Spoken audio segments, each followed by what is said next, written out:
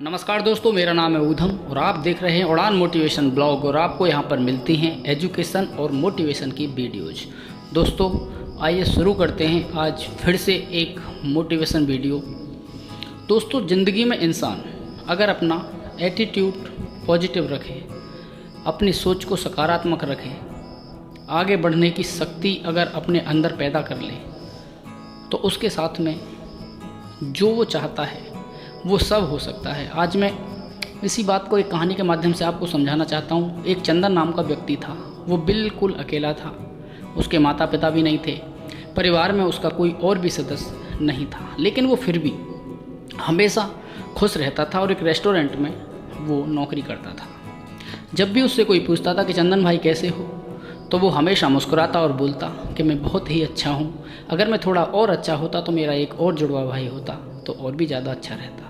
वो सबको इसी लहजे में जवाब देता।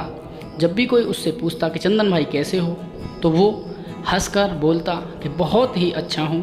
अगर और थोड़ा अच्छा होता तो मेरा एक और जुड़वा भाई होता तो और भी ज़्यादा अच्छा होता। इसी तरीके से उसकी ज़िंदगी चल रही थी। रेस्टोरेंट का मालिक भी उस पर बहुत भरोसा करता था। वो भरोसेमंद इंसान था। वो ही रेस्टोरेंट को खोलता था और वही रेस्टोरेंट को बंद करता था।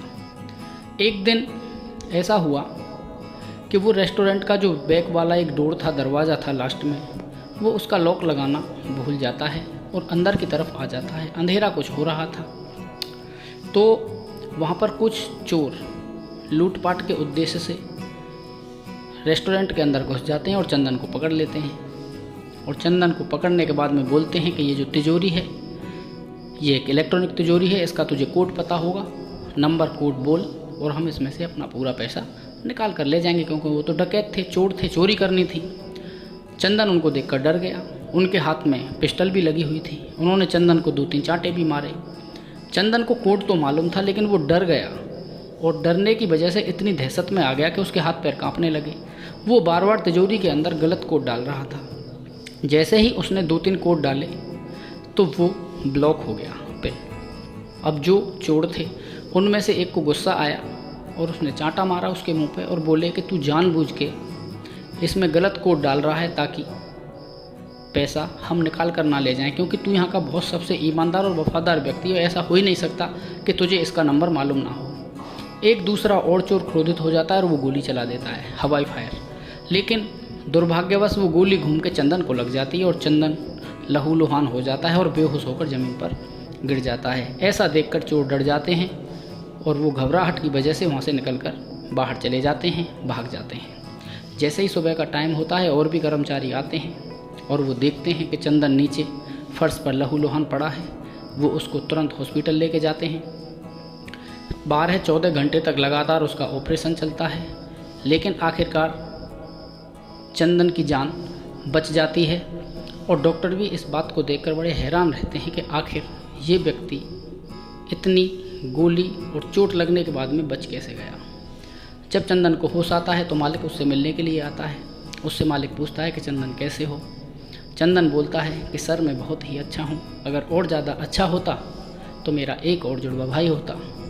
अब रेस्टोरेंट का मालिक उसके इस अंदाज से बड़ा ही प्रसन्न हुआ और बोला कि चंदन तुम ऐसी घायल अवस्था में पड़े हो, लेकिन तुम फिर भी बहुत ज़्यादा मुस्कुरा रहे हो और हंस रहे हो, आखिर ऐसा क्यों? तो चंदन ने बहुत खूबसूरत जवाब दिया कि सर मेरे सामने चाहे कितनी भी बड़ी प्रॉब्लम हो, चाहे मेरे सामने कितनी भी बड़ी समस्या हो, मैं कभी समस्या को अपनी ऊपर हावी नहीं होने देना और ना ही मैं किसी समस्या के सामने झुकता हूँ।